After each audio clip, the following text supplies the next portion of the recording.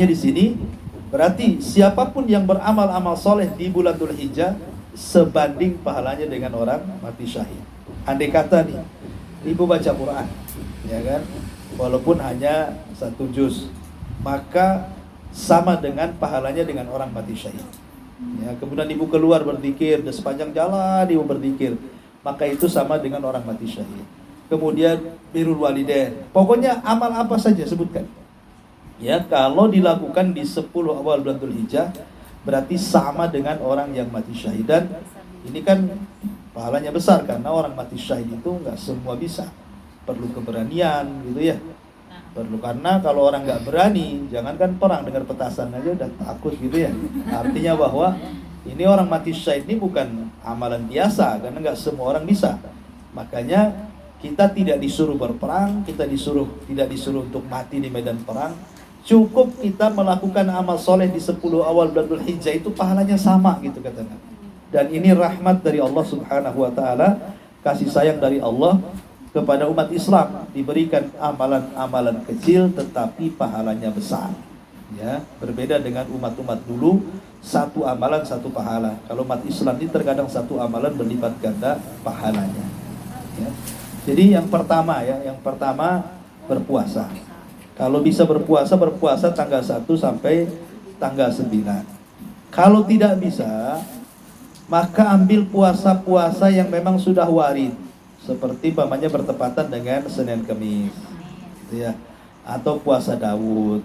Ya, kalau Ayyamul Bid kan belum tanggalnya. Kan sampai tanggal 10 sampai tanggal 9 kan? Nah, berarti yang bisa diamalkan puasa Daud dengan Senin Kemis saja. Atau kalaupun memang malas gitu ya, ya sudahlah ambil tanggal 9-nya. Tanggal 9 ini adalah bertepatan dengan Haji Akbar. Haji Akbar itu maksudnya orang-orang haji sedang wukuf di Arafah. Nah, jadi sebut Haji Akbar itu karena mereka sedang wukuf di Arafah. Orang-orang yang sedang wukuf di Arafah tidak boleh puasa. Kenapa? Karena takut melemahkan fisik, akhirnya lemah untuk berdoa, tidak khusyuk saat berzikir gitu ya. Makanya orang yang haji tidak boleh puasa. Tapi orang yang tidak haji, semacam kita di sini yang tidak berangkat haji, maka kita disunahkan puasa Arafah tanggal 9 saat jemaah haji sedang wukuf, ya kan? Dan pahalanya kata Nabi SAW ketika ditanya tentang puasa Arafah di sini kata Rasul, yukaffiru sanatal madiyatal baqiyah, bisa menggugurkan pahala setahun ke belakang dan setahun ke depan, artinya 2 tahun berturut-turut. Dosa kita akan diampuni. Tapi yang dimaksud dosa di sini bukan dosa besar. Ya, bukan dosa besar tapi dosa-dosa kecil. Ya, kalau ghibah itu dosa besar, tidak bisa dihapus dengan puasa, tidak bisa. Ya, hanya bisa paling mulutnya aja dipuasakan kalau ghibah itu. Ya, jadi kalau ghibah kan dosa besar. Jadi maksudnya dosa kecil itu dosa yang tidak ada ancamannya. Kayak ibu ini kan pegang handphone. Kadang-kadang kan terlihat aurat, ya kan, aurat laki-laki, aurat sesama perempuan kan. Namanya handphone, kadang nengok YouTube tuh kan. Itu dosa kecil namanya. Ya, terlewat, tertampak, terlihat gitu kan. Memang madarat handphone ini karena hari-hari dosa kita ini coba. Dosa kecil, memang dosa kecil betul, tapi kalau dikumpulkan kan jadi gede gitu ya. Kalau hari-hari ibaratnya nengok satu batu, nengok lama-lama satu gunung tuh batu. Nah, ini memang itu bisa dihapus dengan puasa maksudnya. Kalau dosa besar tidak bisa, kayak ghibah ini tidak bisa dihapus dengan puasa. Harus minta keridhaan orang yang digibahinya. Kalau orang yang digibahinya sudah nggak ada, berarti harus dipuji ke teman-temannya, dicabut lah. Dulu saya sudah jelek-jelek si Anu, sebenarnya si Anu itu baik gitu loh. Maksudnya dicabut lagi, kemudian didoakan kebaikan. Kalau memang nggak ketemu, ya kalau ketemu ya langsung aja ke orangnya. Ya, kalau bisa kasih duit biar dia maafin. Gitu.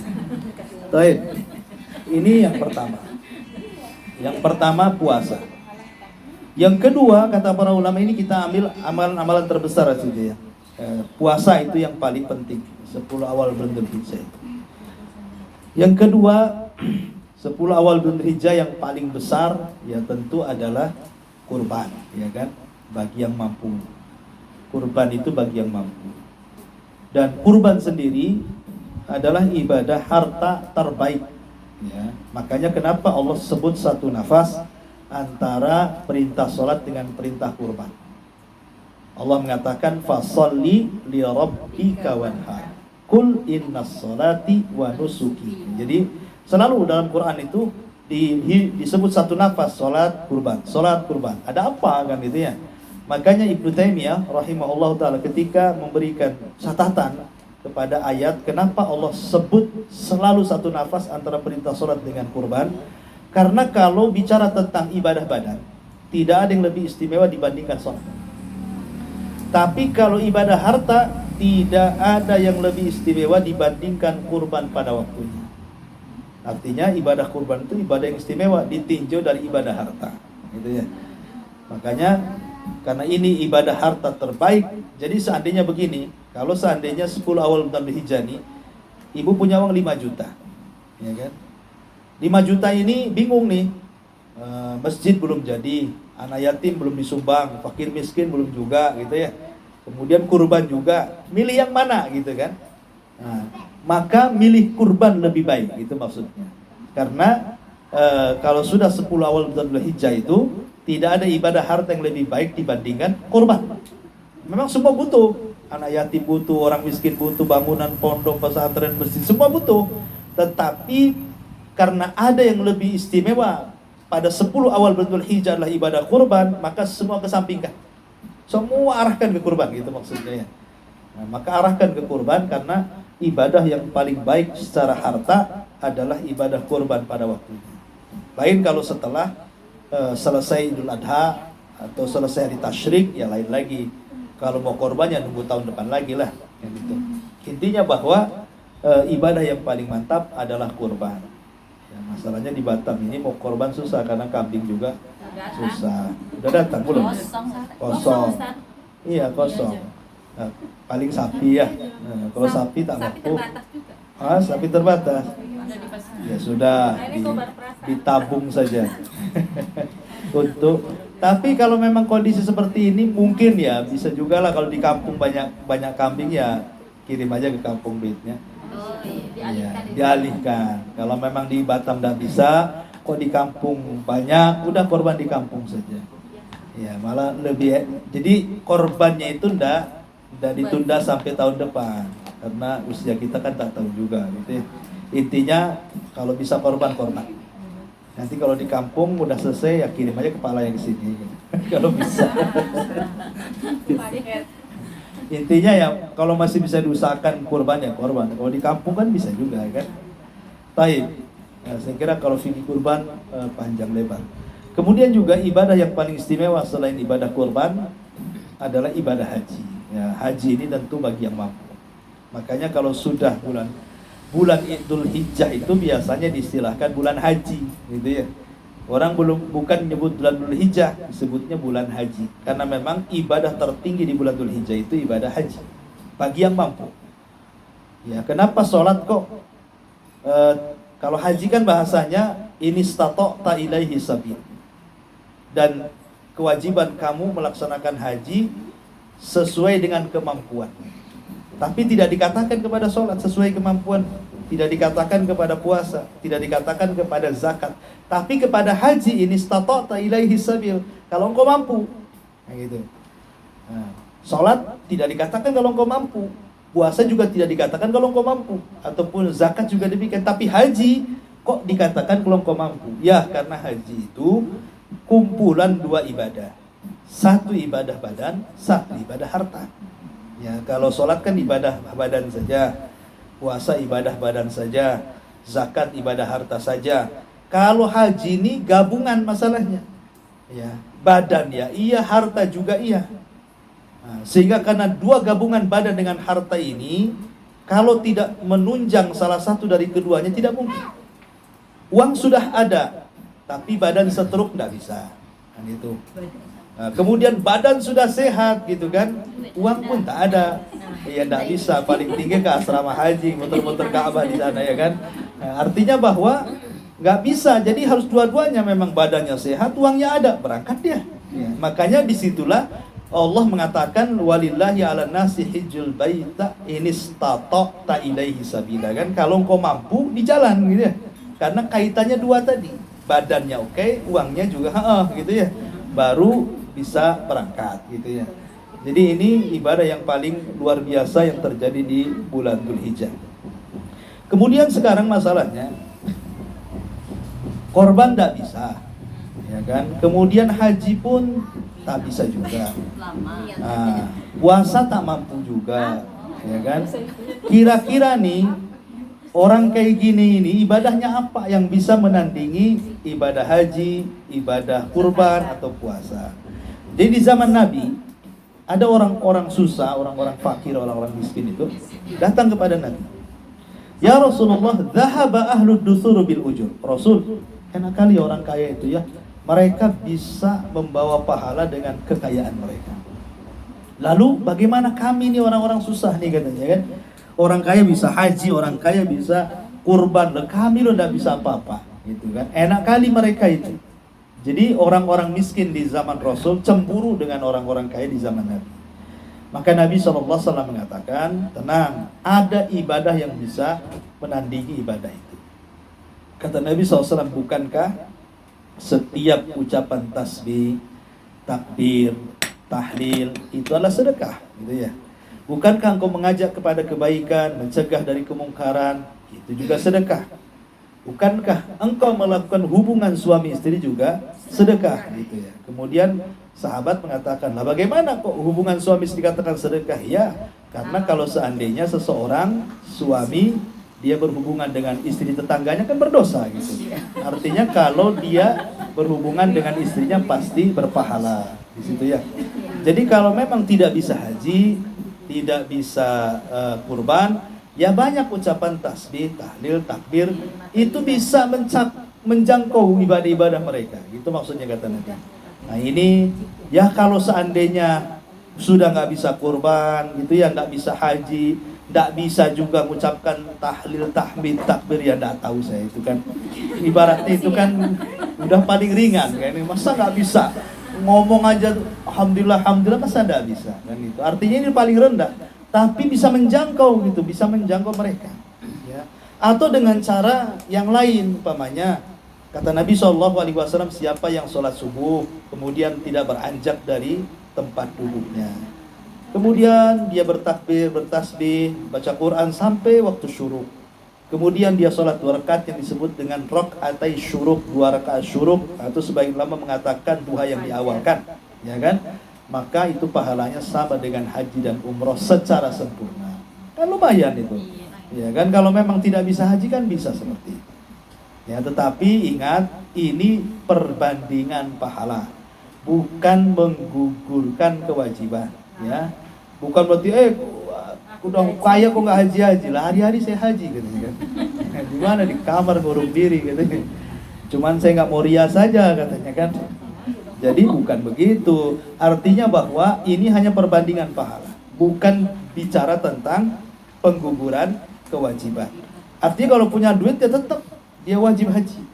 Ya, cuman kalau mengejar pahala banyak, pahala yang sebanding dengan haji itu banyak. Ya, salah satunya seperti itu.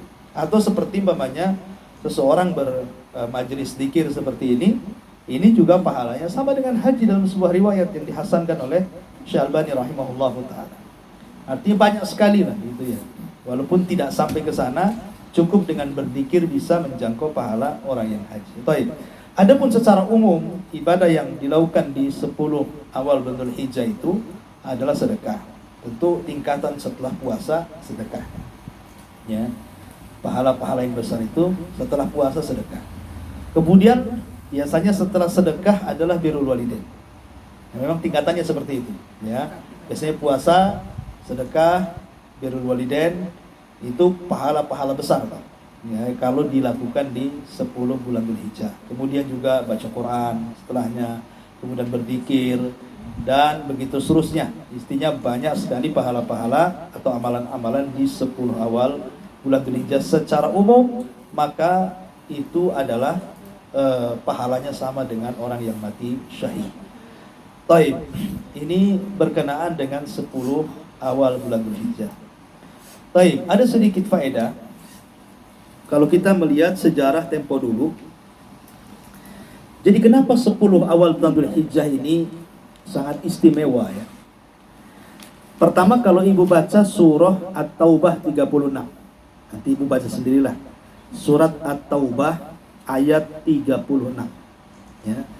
Di situ Allah Subhanahu wa taala menjelaskan tentang penciptaan bulan dalam setahun 12 bulan. Kemudian di situ Allah katakan minha arba'atun hurum. Dari 12 bulan itu ada 4 bulan yang disebut dengan hurum, bulan-bulan suci. Ya. Bulan-bulan suci itu disebut Asyurul Hurum. Lah bulan-bulan suci itu dimulai daripada Dzulqa'dah dan sudah lewat.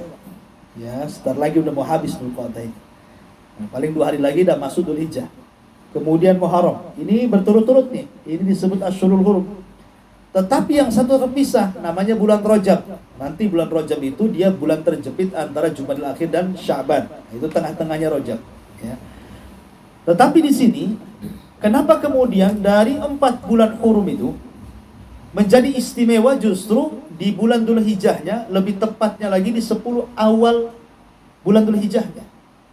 Kenapa tidak di 10 awal Muharram? Kenapa tidak di 10 awal Dzulqa'dah? Kenapa tidak di 10 awal Rajab? Kenapa pula Allah memilih di 10 awal Dzulhijjah? Itulah kemuliaannya dari seluruh Asyurul Hurum itu. Karena ada kisahnya. Jadi kisahnya dahulu ketika Nabi Musa alaihi salatu wassalam membawa atau menggiring Bani Israel dari kejaran Fir'aun, dan mereka menyaksikan bagaimana Fir'aun ditenggelamkan di Laut Merah, kemudian mereka berhasil menyeberangi. Lah ketika kemudian Musa ini mau membebaskan Baitul Maqdis, Bani Israel tidak mau, gitu ya. Karena ketakutan melihat orang-orang Kan'aniun yang gede-gede badannya, mereka tidak mau perang. Akhirnya karena tidak mau perang, dikutuklah mereka di sebuah bumi perjanjian, mereka tidak bisa keluar dari tempat itu selama 40 hari. Lah dari sinilah kemudian Musa, karena tidak mungkin juga keluar 40 tahun di padang pasir itu, otomatis Musa harus membuat minimalnya basis kota kan, karena mereka nggak bisa keluar dari situ, otomatis kan harus dibuat semacam masyarakat, ada undang-undangnya, ya kan? Karena kalau tidak kacau. Nah, jadi Musa meminta kepada Allah untuk diturunkan undang-undang. Berangkatlah Musa ke Bukit Saina. Ketika sampai di Bukit Saina, maka Musa berpuasa 1 bulan. Berpuasa selama 1 bulan di malam hari. Itulah bedanya puasa dulu dengan puasa sekarang. Kalau dulu itu puasa malam hari, kalau umat Islam puasa siang hari, ya kan? Jadi Musa berpuasa di malam harinya. Ketika sudah selesai 30 hari, Musa ingin berdialog dengan Allah, tapi karena takut bau mulut gitu ya, dengan mau dialog dengan Allah Azza wa Jalla, makanya kemudian Allah berfirman, wahai Musa, jangan kau batalkan, karena bau mulutnya orang yang berpuasa lebih harum di hadapan Allah dibandingkan minyak kasturi. Nah, kemudian kata Allah, lanjutkan, karena engkau sudah ada niat buka, kau harus menambah 10 hari lagi. Jadi 30 tambah 10 berarti 40 malam. Makanya Allah mengatakan wa tamma miqatu rabbih arba'ina lailatan. Maka sempurnalah perjanjian Musa dengan Allah 40 malam, kan gitu. Nah, sebagian yang ditafsir bahwa yang dimaksud penambahan 10 itu dari yang 30 itu maksudnya 10 awal bulan Dzulhijjah. Ya, jadi Musa itu berpuasa 1 bulan Dzulqa'dah. Kemudian di hari ke-30 Allah meminta ditambah 10 hari lagi. Lah yang dimaksud 10 hari tambahan ini maksudnya 10 awal bulan Dzulhijjah. Disinilah Taurat turun. Ya. Jadi Taurat turun itu di 10 awal bulan Dzulhijjah. Makanya kemudian jadi istimewa gitu, karena kitab langit pertama yang turun ya sebelum Injil, Zabur dan Quran. Taurat turun di 10 awal bulan Dzulhijjah, tepat ketika Nabi Musa menambah puasa di 10 awal bulan Dzulhijjah. Nah, itulah kenapa akhirnya 10 awal bulan Dzulhijjah menjadi istimewa gitu ya. Dan juga dalam Islam juga sangat istimewa sekali. Ya, sampai dijadikan sumpah dalam Al-Quran, wal fajri walayalin ashr, demi waktu fajar dan demi malam-malam yang ke-10. Baik. Ini diantara sekilas hukum seputar 10 awal bulan Dzulhijjah.